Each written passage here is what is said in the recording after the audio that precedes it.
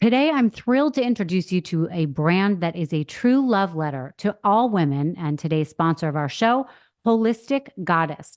This brand is a sanctuary for those seeking holistic health solutions, offering a space where women can heal, grow, learn, and naturally embrace their inner goddess.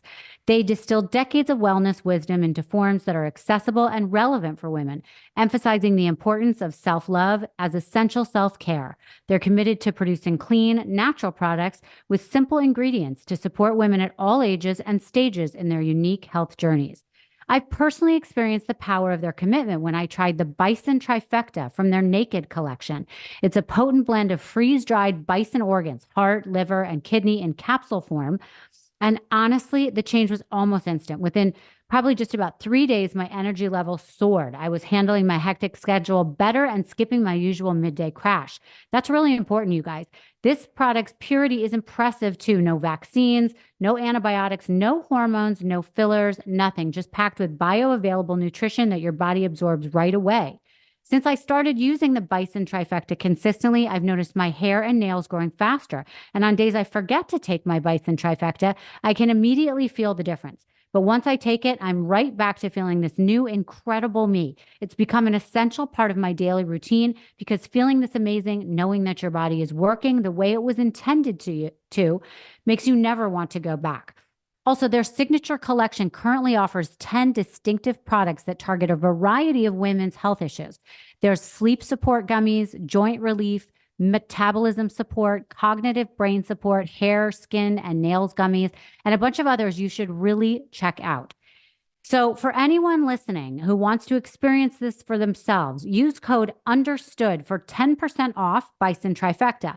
Visit holisticgoddess.com and see how it can change your routine just like it did for mine. Again, that's holisticgoddess.com, code UNDERSTOOD, HOLISTICGODDESS.com. Welcome back to Misunderstood. I'm your host, Rachel Yucatel. Today, we are joined by Sean Spicer, the former White House press secretary and communications director for President Donald Trump. With a background in political strategy and communication, Sean has been a prominent figure in American politics, known for his tenure at the White House and his work as a political commentator. He is also the author of The Briefing, Politics, the Press, and the President, where he shares his experiences and insights from his time in the Trump administration.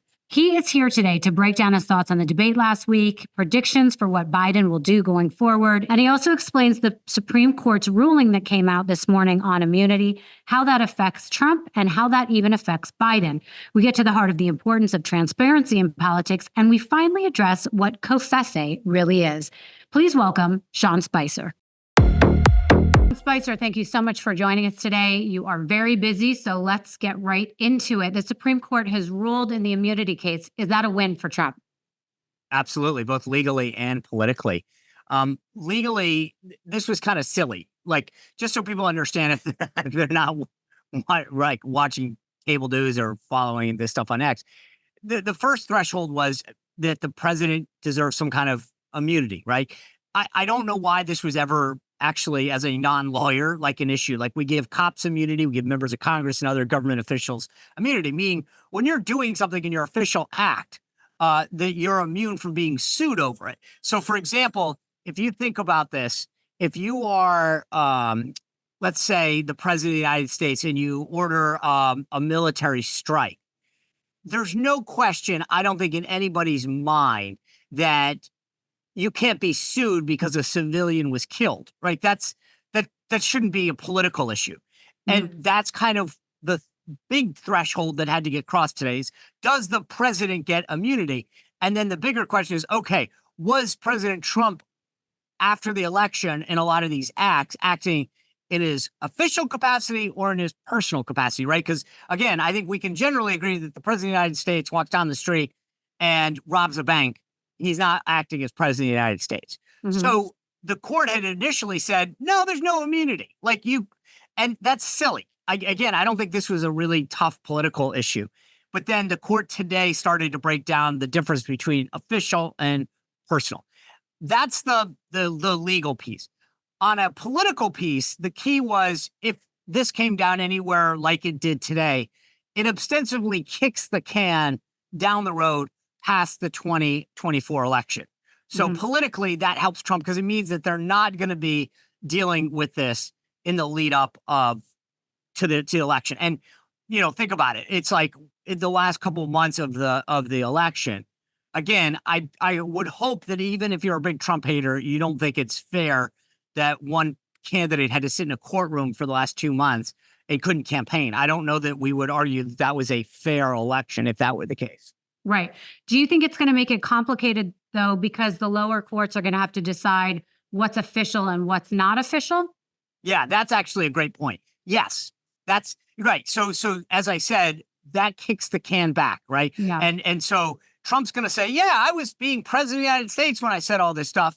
The government's going to say, no, you were candidate Trump, right? And therefore, so you're right. The lower court is going to suss it all out. Now, as a non-lawyer that just watches a ton of Law and Order, my guess is that the lower court says you were acting as in your own personal campaign candidate capacity. And then they'll go back up to the Supreme Court and they'll say, in this particular case, we believe. So that's why this is politically a bigger win than it is necessarily legally, because it's just going to take forever to sort it all out. Okay. And then for people that are hearing in the tone that Trump has been having about Biden, and if Trump gets elected, Biden could be in some trouble. Does this help Biden at all with immunity, so to speak? Absolutely. No, it helps everybody, Rachel. And that's the key thing, right? So prior to this, as I said, I mean, if you go back through every president, Republican, Democrat, they've done things that you would never say you should be sued about, right? So a policy that they institute, you can't go back and say, so for example, 13 people died when President Biden withdrew from Afghanistan. No matter how much you don't like President Biden, I don't think anybody would argue that we should be able to sue him for that and say you are criminally negligent for the deaths of those 13 soldiers. As much as I think it was a bad policy, I would argue that he shouldn't go to jail because of it. He was acting as president of the United States. And what President Trump was saying in the debate the other night was, hey, Joe, you should be equally concerned about this case because some rogue prosecutor in a red state or a red county could come after you if they don't give me immunity, because now people feel like the process has been weaponized. And so that's why I think this was a smart move on the court's behalf, because it really was silly that we had never given the president immunity from their acts in their official capacity. Okay. All right. So let's get to what happened last week in the debate. There's about 126 days until the election. The clock is obviously ticking. A poll came out saying 72% say Biden doesn't have the mental capacity to be president. Doesn't this make it impossible for him to win an election? No. I think it's very difficult. I don't think he will. But there's look, the question you're asking, this is where I think there's a couple things. God, I don't even know where to begin with this. So I don't think the debate was going to move either way. And I've said this on my podcast almost every day, because we are so dug in as a country. So I'm a Trump supporter. I'm voting for President Trump. There's nothing that you can say right now. And I know the left and the media keep saying, well, what if he's convicted? And what if this, like they kept trying to figure out what would get people to budge. And everyone's saying, we're not. In fact, in a lot of cases, it helped him politically. I think the same thing with Biden folks. They don't care. They're dug in. They're voting for Biden because they either love Biden or they hate Trump. And it doesn't matter. We're a very polarized country. And there is, like, Virginia had this poll the other day showing it was dead tied and only 4% were undecided. I actually think that's kind of high. Like, who are you that you don't know? I mean, at this point, it's like Biden's been in office for 50 years. Trump's been around. Like, you have to be like a rock under a rock on top of another rock that like got bulldozed by an old house or something. Like, I don't know who you are that you don't know who you're voting for. Well, wait a minute, but you're dead set on Trump, obviously. But I'm someone who was, dead set on Biden. After watching that debate, I know I can't vote for Biden. So unless they replace him. And maybe you don't vote. Yeah, I mean, my point is, and that's why I said there's just a very slim group of people. You think that's slim? Okay. Oh, I do. Okay. So Now, wait, so are polls accurate? Do you think they reflect the actual voter, or it's the people that are like doing these polls and it's more of, somebody that doesn't really exist? so no. Polls matter, but they show a couple things. They show momentum and movement more than anything else. And people forget that. When you take a poll, it's a snapshot. So it's sort of like photographing a runner running down the road. You're catching them and stopping. Now, that runner could be going slow. Maybe they're ending the race, or they could be speeding up. The photo only tells you where it is at that second. Okay. Second, I do think that people are going to get a little bit of a bounce out of this debate. Trump will. I don't know that it lasts. It's like conventions and big speeches, State of the Union. There's a bump. It's a sugar high, politically speaking, and it gets them for a second. People will come back down to earth in a minute. The other thing is, I said this prior to the debate, and I wanted to make sure people understood the context. I'm a huge New England Patriots fan, okay? And I can admit once in a while that, say, the Jets have a good game. Does that mean I'm not a fan of the Patriots, or I like the Jets? No, it just means that you can admit the obvious sometimes about a team. So after Thursday night's debate, I think there's a lot of Biden supporters who can say he had a really bad night tonight. Trump had a good night. That doesn't necessarily mean they're all voting for him. We saw this with the first debate, Romney versus Obama, et cetera. And so I just don't want to put too much stock into one thing, especially something that happened this early, right? This is batting practice of a 9-inning game. And we've got VP pick on Trump's side, 2 conventions, and a lot of TV ads, et cetera, before we actually get even in early voting in September. I'm just saying I pump the brakes a little and say, yes, is this bad? Is it really tough for Biden to overcome this? Absolutely. Let me just tell your audience the sort of the phases that we're at between now and then. Right. Between now and when the convention starts, if Biden were to step aside, which I do not think he will do, Jill Biden, Hunter Biden, they're all like, we're in this to win it. And I don't doubt them. They are not going anywhere. And Joe Biden hates the elite establishment trying to push him out. He's not going anywhere. If he did, between now and the convention, it would open up a convention and the delegates would decide. Here's the caveat, the star, what everyone has to understand. The geniuses in the Biden campaign missed the Ohio ballot. Okay. That's a whole nother story. But what that means is they are now going to virtually nominate him a week or so before the actual convention. So it's not the start of the convention that matters anymore. It's this virtual nomination that the DNC will convene that is when he becomes the official nominee. Once that happens, he is legally the nominee. Okay, we enter phase 2.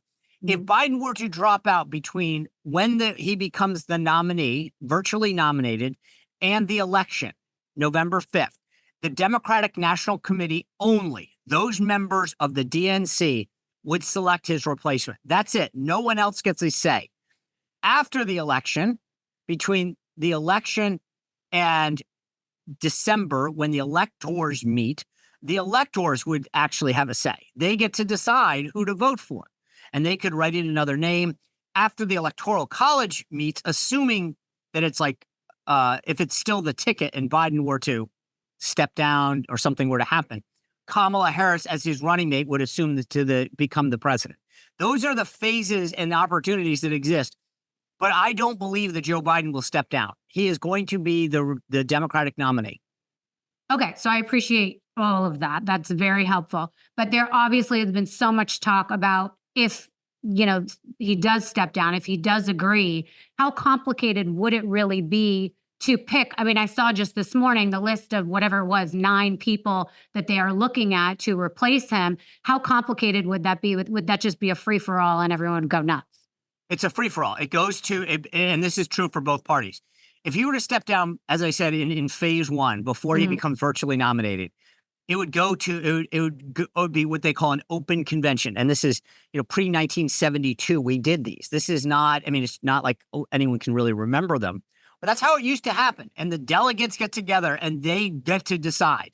It would be, it would be great television. It'd be like a reality show. Yeah. Here's my view on this. I don't know how. So yes, they get to decide, and that's it. Each delegate and each state delegation would get to cast their votes. I cannot see how the Democratic Party, as it's constituted today, overlooks the fact that they have the first female black vice president. And like, I know a lot of people are talking about Gavin Newsom. I just, to me, it would be a civil war within the Democratic Party to choose a straight gay guy with good hair over the sitting black female vice president of the United States. I mean, I would be in political heaven if that happened. So, but I just cannot believe you're going to choose. I mean, I get it. He's got great hair. We can all bipartisan life. Gavin Newsom looks great. He's got I think, I mean, it's really nice hair, but Right. they're not choosing the straight white guy over the black female. Right. Okay. So, but do you think there's anyone who would be a threat? No. And I don't say that. Look, everyone knows where I come at. I've been very clear about. But here, Kamala Harris is more unpopular than Biden. I mean, I agree. this was everyone. I will give Joe Biden a ton of credit for selecting her. When you select someone that's more unpopular than you guarantee your nomination and your job security, right? If she was flying high and she was really popular, they'd be invoking the 25th Amendment. They would be talking about. They know they're stuck with her. She's worse than him. She couldn't even get through Iowa in the Democratic primary when she ran. Okay. Right. So that's number one. Gavin Newsom, I mean, again, remember where this election comes down to. And that's why when pundits want to go out there, the number of swing states that matter still matter, no matter who the candidate is. Take Biden out, put in blank name. And Gavin Newsom would do worse in Michigan and in Wisconsin. All of the leftist policies of California. Can you imagine just campaigning on the California emission standard alone in Michigan, where automakers are huge and auto workers are huge? You would rule. I mean, Michigan would be off the map in 2 seconds. You would just make that the singular issue in Michigan. Bam, there go those 15 electoral votes, 16 electoral votes. That's gone, 15. And so that, and then when you start to take apart the states and the issues, immigration would be a massive issue in Arizona. Boom, that's gone. So state by state, and when you play it out, Gavin Newsom's almost as bad as Biden, if not worse. Kamala Harris is an absolute disaster. So let's go. I mean, they're stuck with Biden. That's the reality. Okay. And then just in a total hypothetical, I mean, I know she has said that she's not interested in running at all, but what would you say about if Michelle Obama stepped into the race? First of all, would that even be a possibility? And would she be a threat? In a theoretical way, right? Sure, it could. I mean, you could be the nominee. I could be the nominee. I think I probably have a greater chance of being the nominee than Michelle Obama does. She doesn't want it. Michelle Obama has made it clear since the jump that she doesn't like politics. She doesn't like a lot of the partisan stuff. And she's got a great gig right now. I mean, I always think being ex-president has got to be the greatest job ever. So I don't think she wants it. Could it happen? Sure. I think that, again, let's go back to how this would play out. Do you really think that, I told you why I think it would have to be Kamala Harris, but let's go down the list. Kamala Harris, Gavin Newsom, Gretchen Whitmer, whatever, right? Do you think any of them would say, oh, sure, I'm going to step aside and just let Michelle Obama waltz in? No way, Jose. These people have been in politics and are itching at the shot. They're not just going to give it up. The one last thing I would say to reassure people on the left, if you're Gavin Newsom or anyone else for that matter, right? Do you really want, if you're waiting for your shot to become president, which, I mean, Gavin Newsom has been the best understudy, like, I don't want this job, but wink, wad, I really do, I've ever seen, is you're not going to want this environment. You want Trump to run and then run in 2028. No one wants this to be their debut, right? So if you're any of those up and comers, the last thing you want to do is get handed this hot potato and say, okay, your turn, because you're going to get crushed. Trump wins, and then your political history. They would rather just wait till it's an open race in 2028. It would be stupid politically for anyone to accept this hot potato from Joe Biden. Right. Okay.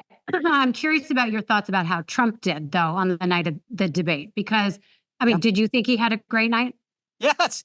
I mean, all the expectations were that he was going to come in, he was going to interrupt, he was going to be whatever. He was calm, cool, collected. Boom. I think he did exactly what he needed to do. And I was ecstatic about his performance. Okay. And what about, all the commentary that he lied over 30 times? Do you believe that there were any lies that he made that night? Look, I will say this. I will answer quite, but it's funny to me, the narrative. I talked about this on my podcast today.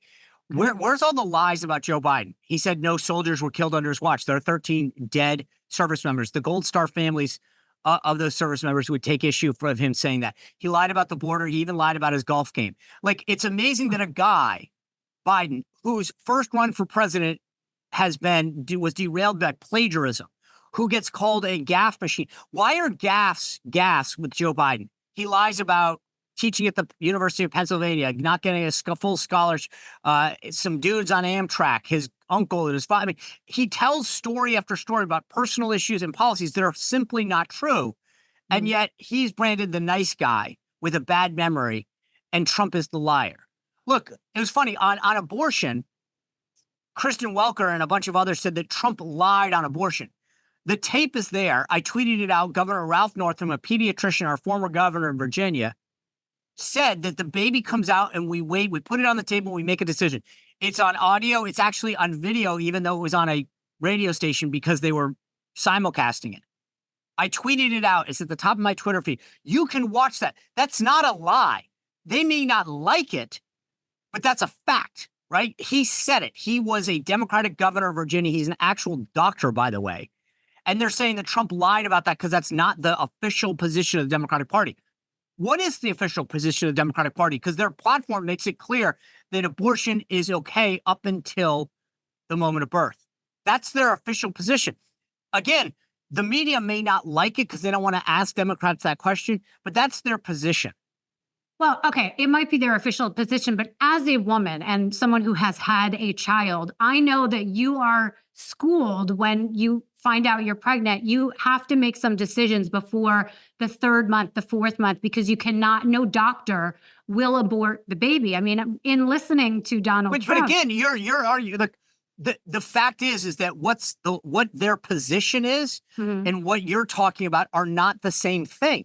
Explain. Trump was arguing what the Democratic position was. That's the quote that he cited is on tape. That was Ralph Northam, the doctor governor of Virginia, saying it. Right. So if you have a problem with that, not you, but if someone in the media, then talk to Ralph Northam, not Donald Trump. Donald Trump's quoting Ralph Northam. And they're like, that's a lie. Well, then bring it up with the guy who said it.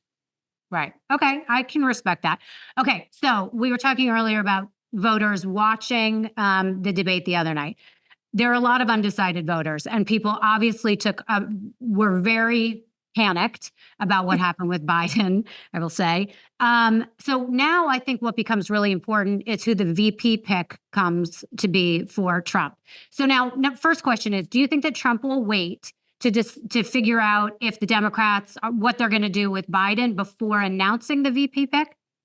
First of all, that's a fabulous question about VP timing. I actually, before we started, I was like ready because I'm discussing that tomorrow on my show. But can I make one quick point that I want to? Every Republican, when Trump tweeted back in the day or said something, would have a microphone in their face and saying, "Is Trump fit for office?" Okay. I would get calls all the time when I was a spokesman at the RNC, when I was White House press secretary. This guy said this, is Trump fit for office, right? After the debate, what are they asking Biden and Democrats? They're saying, can he win? Why isn't anyone asking the fundamental same question? Is he fit to be president of the United States? Is he fit to be leader? Are you okay with him? They're asking a political question. Can he win? And as I said to you earlier, sure, anybody could win. I mean, that's the nature of a democracy. But should he win? Why are they not asking Democrats the same question that you're getting at, which is he fit? Are you comfortable with a man that performed the other night leading this country? And when you see international leaders around the globe, our allies and our adversaries, both expressing concern, that's not a sign of strength for the United States. So I just wanted to get that because to me, the fundamental discussion shouldn't be who can win or lose. Yeah. It's the same question that everyone's been asking about Trump. Should he win or lose? Are you comfortable with him as president of the United States? Because I watched all these Democrats. They might not be asking Democrats that, but I know within the public, that's what we're all talking about. Right, but they don't want. For sure. Yes, I agree with you. And because that's my point, though, is that what you're bringing up is what should be getting asked. Yeah. Now, let's get to the VP pick. Okay. fundamentally Trump is a showman, right? And he understands that he's got this pick. I would argue that I would wait right now. Let Biden keep dealing with this debate fallout, this mental acuity. Don't insert something that changes the narrative or gives them fodder to go after, right? Keep it, hold it for as long as possible. In 2016, we waited with Mike Pence until almost the start of the convention. I would wait until maybe the Friday, the Saturday before, and do it maybe even Monday night. So traditionally, the conventions start on a Monday. On Thursday, the nominee of both parties gives their acceptance speech, right? Again, with the Dems, it won't matter. He'll already have been the nominee because of this virtual roll call that they're going to take. But that's the big night that everybody's. And then on the Wednesday night is when the vice presidential nominee traditionally gives theirs. If I were Trump, maybe wait till Monday night, get some real excitement going, but don't change the narrative right now. Keep it focused on Biden and his fitness for office. And when you're talking about fitness for office, I do have a question. How do you prove mental acuity? I mean, for the most part, we saw how he was on Thursday. We saw how he was the next day when he came out, but that was scripted, right? So don't you think he needs to prove how he can talk when it's unscripted? Or how do you prove his mental acuity? So you're asking an interesting question, because how do you prove it? I mean, there's cognitive tests that one could take medically, right? That you could go see a doctor and they could give you a series of tests, both. I'm sure that there's like some, wires they hook to you and talk about whether your synapses are hitting the right way. I'm not a doctor. But I think to the essence of your question, we see it. I mean, we know whether somebody's up for a job or not, right? And it doesn't matter if you're talking about an athlete or the president, right? You watch somebody who's had an injury return to the field of play and you go, gosh, they don't look like they did. They're not up to the game. Or, wow, they're really ready to go. They're back. And I think the same thing's here. I mean, look, in the game of politics, appearances matter. And I think that we all saw something Thursday night that you're articulating, which is he ready? And I've said to folks before, it's not a number. It's not an age thing. We all know people that are 90 that are sharp as a tack. And we know people that are in their late 50s that are already starting to decline. It's not a number to me. I think that to answer your question, you see it. Yeah. Okay. Do you think Trump knows who his pick is right now? And could that change if he waits it out? And you're good, because yes and yes. I think he knows who he wants to go with, but I've seen this before with him, but that doesn't mean it can't change. So I think he probably has a favorite right now that he's thinking of, but I've seen him in personnel and policy decisions change his mind. And so I could easily see something changing between now and then.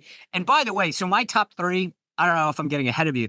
That's the next question. Great. All right, so I'll hold off. But I will say, you see all these top guys on television all day long and talking about their fundraising prowess. They're doing events. They're making interviews.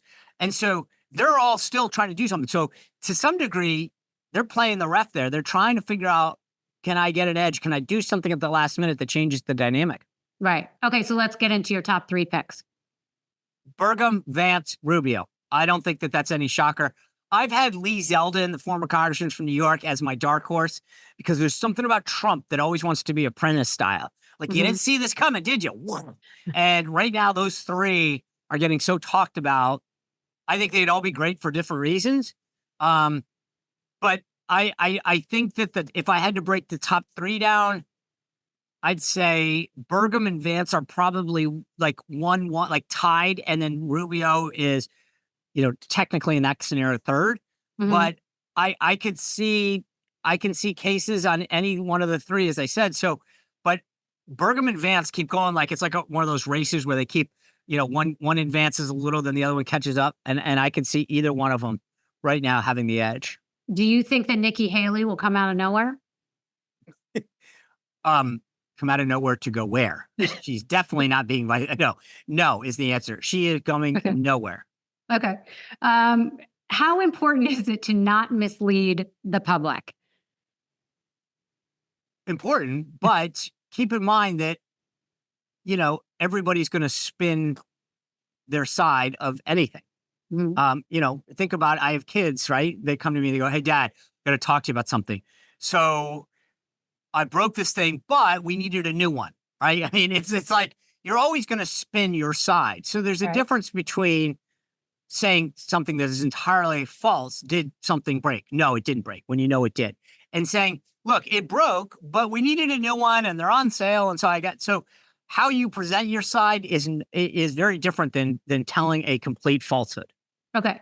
So the reason I ask that is because a lot of people say that Trump, exaggerates or lies. And for you who have direct knowledge and have been the one to sort of present some of these facts or lies or whatever people will call them, I'm just curious about your opinion on how that goes down in history. Well, again, there's a exaggeration is not a lie. That's why there's a difference between exaggerating and lying. Okay. Now, the funny thing is, I've thought about this a lot. I'm going to present my case to you on something that I found fascinating. When you turn on the morning shows, right? And I flip around every day because I'm sort of a news junkie addict. How many times do you see something about the story everyone is talking about? Right? Mhm. Is it the story that everyone's talking about? No, it's not. That's their way of selling it. Like, and I'm trying to think of a couple other examples, but that's the one that really always comes to mind to me. Everybody's talking about this. There's something that everybody's weighing in on. No, everybody's not. Mm. Are they lying? No, Or I is see what it- you're saying. It's But just a spin on what they want to get the story out, their but narrative. but I find, so again, it's to me, as someone who has, taken the arrows, why is that not a lie? Why is it when they start a show off and say the story everyone is talking about? Mhm. Well, I wasn't talking about it. A lot of times I'm like, I didn't even know about it. How was Right. I talking about it? How was Well, I? they'll argue that that's opinion or whatever. Oh, but when Trump says, I think it's going to be the greatest ever, or I had the biggest this, why is that not? I mean, so it's different when he says it versus when they do it. And that's what I think is interesting, is that the media gives themselves a pass on so many issues when they're wrong, when they deceive people, when they spread misinformation, right? Think about this. The White House this weekend, NBC News reported the president was having this big confab with the family at Camp David, whatever, right? Mm. And it was this breaking news story, this big scoop. And then the White House put out the schedule from earlier this week that said, it was, I think, June 23rd. And they put out on their Twitter feed and said, we put this schedule out a week ago saying that we're going to Camp David as a family to take a big family photo with Annie Leibovitz, I think is her name. Mhm. And then NBC was making it seem as though this was an emergency meeting of the family at Camp David to decide its political future. Right. Well, okay. The White House went after them and said, simply not true. The media does this all the time. It's just that they want to call a group of people liars. And like I said earlier, with Biden, it's called gaffes. And yet with people they don't like, it's lies. Right. I totally hear what you're saying, but I guess it goes back to there are certain facts you can go with. Like when you were working for the White House, let's go back to the one where we were talking about the crowd size, right? Yeah. It became a big joke, and SNL did it a couple times, and it's like I heard that. Yeah, did you? Okay, so there are facts as to how many people showed up, and then we think that it seemed like the biggest crowd size ever, right? I mean, do you see the difference?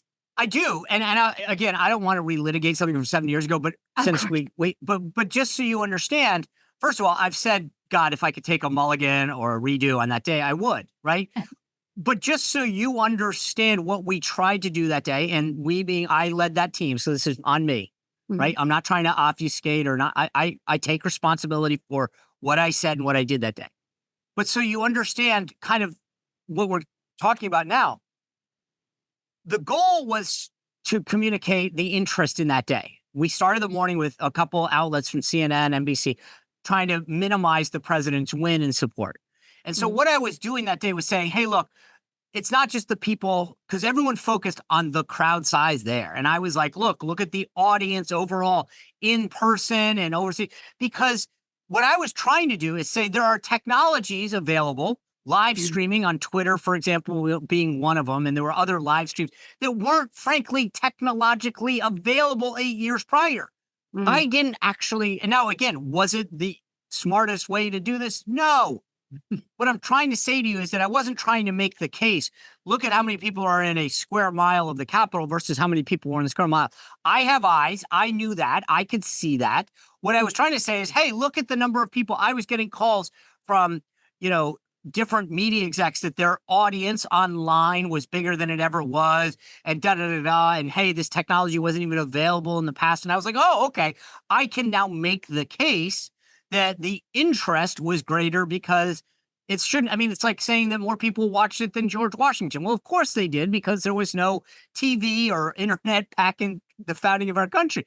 I Right. didn't think, and again, it's not an excuse. It's just to give you a sense in a rushed time frame. We were trying to minimize the stupid critique that was coming about something so trivial that happened. Now, remember that same day, just so we're clear, the reporter went into the Oval Office and lied about the bust of Martin Luther King being removed, trying to make this a racial thing, when in fact the bust of Martin Luther King had been moved right behind him. He just didn't turn his head around to see it.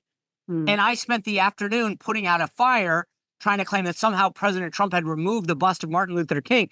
But no one cared that the media had misled them and tried to stoke racial tensions.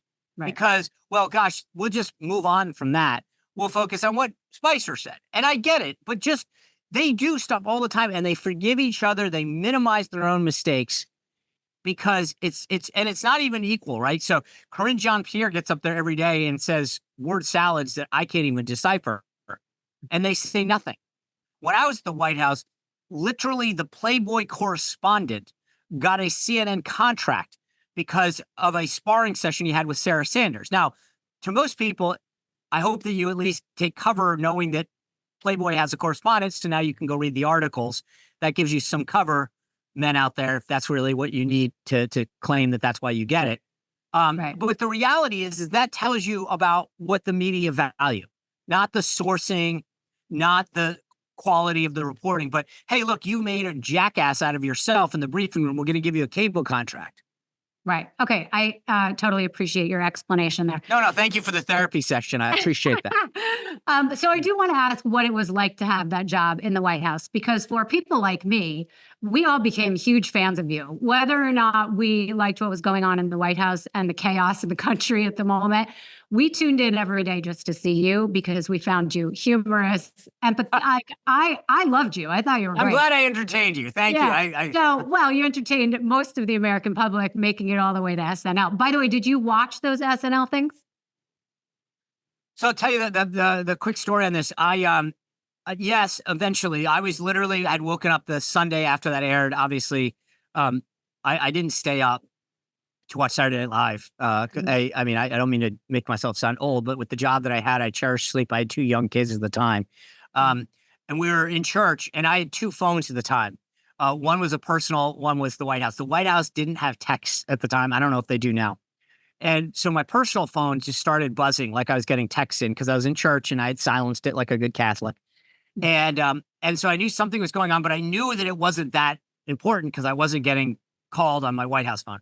And I get out and I see like, dude, that was funny. Oh my God. So I rush home after mass. Normally we used to get donuts at Dunkin' Donuts. My kids were like, are we stopping? And I'm like, no, we're going straight home. And I do DVR the show. As I said, I'm a news junkie. I DVR probably way too much stuff. So I DVR and I look at it, and it wasn't the cold open at that first one. It was like I don't know, 15, 20 minutes in, and I watched it and I'm like, oh my God. Yeah. So that's kind of when I knew that my day was going to take a big turn on a Saturday. And so Did you laugh? Did you think it was funny? I did. I mean, that first one was funny. And again, the week that I had, I felt like it was sort of like cathartic. It was just okay. At least there's something fun. Did I, like, on a professional level? I'm not so sure. On a personal level, I was like, okay, kind of deserve that. But yeah, I got a kick out of it, and I was like, okay, lesson learned. Right. Take your spanking and go on. In general, how did you feel about your time in that job? Some days were better than others. There were days in which I felt professionally it was like, wow, that was great. Nailed it. Um, there were days in which I was like, I knew I missed something, and but it was like walking a high wire act every day. You Yeah. knew the attack. I mean, there was stupid stuff. So at one point, Politico tweets out, Spicer just tweeted out the passcode to his Twitter account. And so everyone starts piling on me. You dummy. How did you do this? How could you be so, you know, careless with, this? And I'm like, did anyone stop and look at the account? So the White House is at PressSec, and this was at, poor little bunny dot 52, but it just, instead of at the name, it said they had changed it to PressSec and put a picture of me. No one had actually stopped to look at it. And I was like, I'm getting whacked because these dummies at Politico couldn't actually read a Twitter handle. It wasn't at PressSec. Right. And so there were days in which I can't win. Like, I'm literally getting whacked for something because a bunch of journalists don't know how to read. Okay. I just want to ask, I know it's 7 years later, but what is your official statement, I guess, now on covfefe? Oh my gosh. I think the president said at the time, that's only something between you and I. And that's literally what he said to me. I called him and I said, Mr. President, there's a tweet out, and I didn't even know that I called it covfefe at the time. I just said COVEF, whatever. And he's just like, okay, Sean, that's something that's only between you and I. And I'm like, okay, all right. And then he was just like, that's it. And I'm like, okay. I just assumed that I mean, like, the funny part is a guy who is a horrible speller, like horrendous. I was like, I thought he either was trying to type something and mistakenly hit send or slipped off, which, I'll confess I've done a few times. So that's, We all have. but the one thing about Trump is that you don't press him. Like, I mean, I was like, okay, this is dumb. It's not like that's like some urgent, like, I need to understand your thoughts behind this policy. It was silly. It was dumb, meaning that, like, the interest, it wasn't like anyone was really trying to figure out, is this like the new code or something? Like, they knew that it was a mistake. He knew that they knew it, and he was just trying to have fun with it. And that's it. It wasn't, so I wasn't going to give it any more thought of like, God, I really need to get to the bottom of this. Like it was some Scooby-Doo mystery. Right. But instead of just saying, I think the president, misspelled something like we always do, we're getting a laugh at it. The fact that you kind of doubled down and made it seem like it was a secret. Well, I didn't double down. I said what he said. They said, what did he say? And I said, here's what he said. And Rachel, that's but the you thing could about see being, the humor in it, correct? I mean, the way that I could, but one of the things that a lot of folks in the media and the public don't fully appreciate is when you're the spokesman, it's not like you're the interpreter. You're not going, what he meant was. You will last about 8 seconds in that, right? Imagine a lawyer walking into court and saying, look, my client's going to plead not guilty, but the reality is he's pretty guilty. He did it. You'd get fired. You'd get sued for malpractice. When you're a spokesperson, your job is to communicate the thoughts and ideas and policies and announcements of the principle that you represent. You're not going to always agree with them. Policy-wise and personally, there are things that, but I've worked for, 10 different members of Congress, and like, that's the nature of the job, right? If you work for a huge corporation, a Fortune 500, I guarantee you they make policies and decisions that you don't agree with, but you don't walk out and go, what a dumb move by the company. Like, that's the choice you make. You want to be a spokesman, you represent their views and thoughts and you communicate them. You don't get to go, I don't agree with that, I'm going to tell you what he thought. You'll be fired within 5 seconds. Right. Why did you ultimately resign? I mean, I've read it was because of hiring Anthony Scaramucci. Is that true? Yeah. I mean, it's a little more, look, the reality was, I mean, kind of as we're batting around, there was not an easy day at the office, right? Yeah. And I kept thinking, here's the reality. This is not going to get better, right? I could smooth it out. We had been interviewing people for a while. I was filling 2 jobs. I was the comms director, communications director, which is the long-term piece of the job, and then the press secretary, which is the day-to-day interaction with the press. We'd been meeting with people trying to figure out how to reconfigure the press office, to get additional senior support. It was trying to do both jobs is not a winning recipe. And when the president wanted to bring in Scaramucci, Anthony he's apparently, from what I can tell, a very successful financier and investment guy, but that doesn't mean that you are a good communicator, right? The job of the White House comms director is to understand the various departments and agencies and synthesize a lot of their actions when it comes to, you know, how they're going to um, uh, roll out policies and interact with the White House. Mm. That you have to understand the role of government, the agencies, and what the White House can and can't do, the outside role of stakeholders in Congress. And as much as he might be a brilliant financier, I was like, this is not going to end well. Mm. It's just not going to go well. And so if I thought that by adding people onto the team was going to help, this was not something that was going to make me take something off my plate. In fact, it probably would have been harder.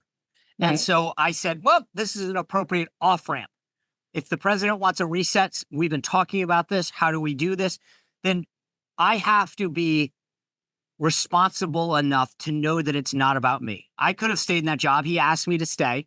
Mm. He said, but was it good for me and was it good for him? No. And so I mean this in all honesty, that I think that sometimes when you ask God for something, he gives it to you and you have to be willing to accept it. And I had said, I need some help. I prayed about a lot of things. And I thought, this is your off ramp, dummy. You better take it. Sure. Do you have any regrets from your time there? I mean, you talked about wanting some mulligans in the past, but is there like one that stands out to you? No, there's probably a bunch. I philosophically, I don't look at life like regrets. Are there things that I would do over? Yes. And there's a bunch of them. And frankly, I will stop when we do this interview and say, oh my gosh, you know what I should have brought up? Okay, make a note of that the next time you talk about. I believe, in the military, at the end of a big exercise, we usually do an after action, a hot wash, 3 up, 3 down. We look at what went well and what didn't. Mm-hmm. And I look at my interactions personally, professionally, the same way. So are there things I would have done differently? 100%. I don't know that I live life going, God, I regret that. There's something about the word that I feel like is a drain on you. So I personally think that I would do a lot of things differently. There's interactions. God, I look back at meetings I had and it said, why didn't honest to God, there are times when I said, I should have taken advantage of that opportunity with that person. I should have said, thank you. I should have called them afterwards. I should have brought this up. So all the time. I mean, I look at things that I wish I would have documented better. There are things that I could have been more articulate on. So yes. And I frankly think that if you want to grow as a person and professionally, that's a very healthy way to live. Yeah. Well, you sound like a man of faith, and it sounds like, I think instead of regrets, it's like things that you've learned. And as long as you take the lesson and do better the next time, that seems to apply for you. Well, I appreciate that. Thank you. Okay. You have a documentary out. I watched it last night. It's called Trump's Front Row Joes. I have only really watched Jordan Klepper's version of the Front Row Joes, if you've seen him. So yours was a little bit different than his. And I actually found that it was a really interesting take on these guys. Just talk about your documentary for a second. So I've been in politics for almost 30 years, which, I don't look it, but it's true. So we were having this discussion once and I was like, I've never seen a movement like this. So normally when a politician has an event, they send out, mail flyers, they call people, they do digital advertising. Hey, I'm having this big event at the state fairgrounds. You should come 7:00 Friday night.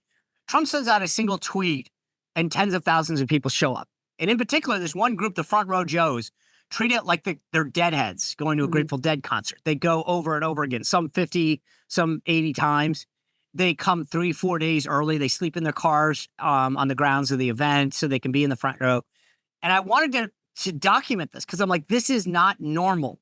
People don't have movements like this, politically speaking, on either side. So we started documenting them. We traveled with them. We went to their homes and their places of businesses. The last 2 years, we sat down with President Trump at Mar-a-Lago and we were like, what do you think about this? Did you ever expect this movement to play out the way that it did? And I felt like if I didn't do this, nobody would. And I felt it was important for history to explain why this movement is different than anything we've seen before. There are super fans in politics, but they might write letters or tweet stuff or whatever. But the idea is you saw some of these guys $50,000 a year following President Trump around. That's crazy. They stand outside Mar-a-Lago with flags, just to support him. Now, I just, like I said, and it's these people travel like they are. Where are we going next? What do we do? How much time do I need to take off from work? I'm so fascinated by it. And I felt like whether you're a Trump lover or hater, to understand the movement is important for politics and for history. I agree. I thought it was an important documentary to watch. Okay, where can people find that, by the way? So Trump's frontrowjoes.movie has the trail and everything. Or if you just want to go watch it right now, go to salemnow.com. Salemnow.com has it all. So yeah, you can go to either frontrowjoes.movie, which I thought was kind of cool. Instead of .com, I got .movie, or just go to salemnow.com. Okay, last two questions here. Just succinctly, I know we've talked about it, but what is your prediction for the election in 2024? I think that right now, I did a segment on this. If anyone wants to go to my YouTube page, check it out, The Road to 270. And I went state by state, which is how we vote, and laid it all out. I think that Trump is somewhere at about 260 electoral votes. Biden's at about 230. And what that means is there's about 6 states out. I think Trump just has to hit one of the outstanding states and he wins. Biden has to run the table. And that is such a reversal, politically speaking, of how it has been the last couple of cycles, where Republicans had a very narrow path and the Democrats had everything to lose.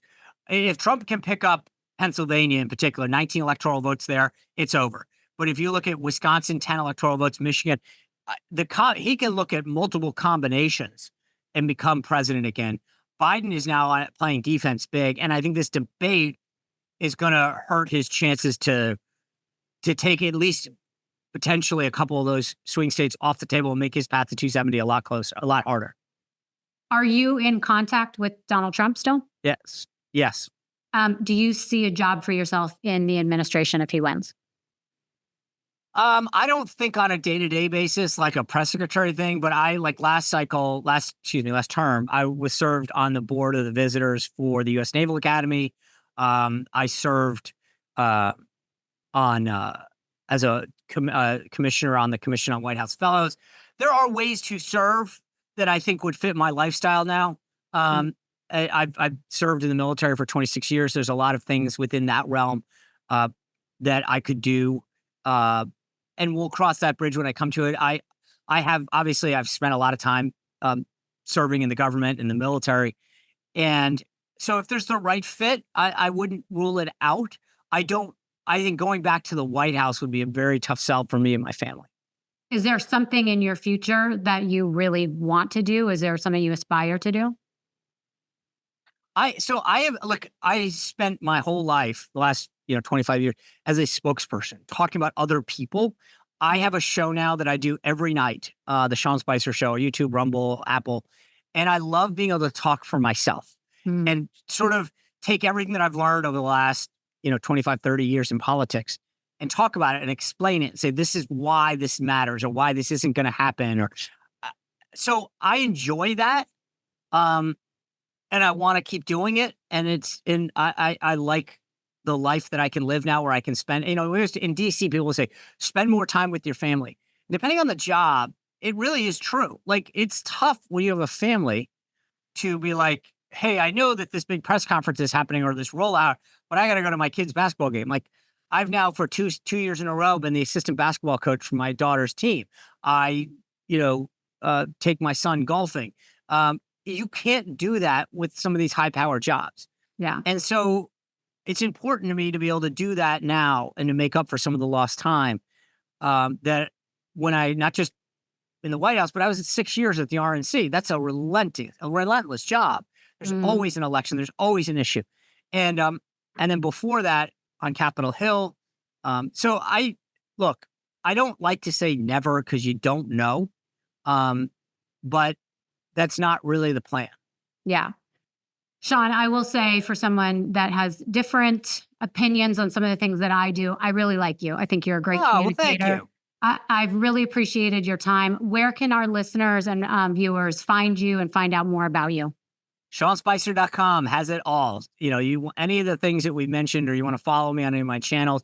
As I mentioned, YouTube every night, we put out a great show that I think, yes, as you said, I'm a partisan, I don't doubt, but I try to do more of the explain the system and what's happening and why so that people can understand it. So if you can go to YouTube and subscribe, that's great. But SeanSpicer.com, I have a great Substack newsletter that we put out twice a week that people can subscribe to. And, I appreciate you having me on to have this conversation. Because, the thing, Rachel, is too often the exchanges that we see on cable are like 6 seconds and 10 seconds and 15 seconds.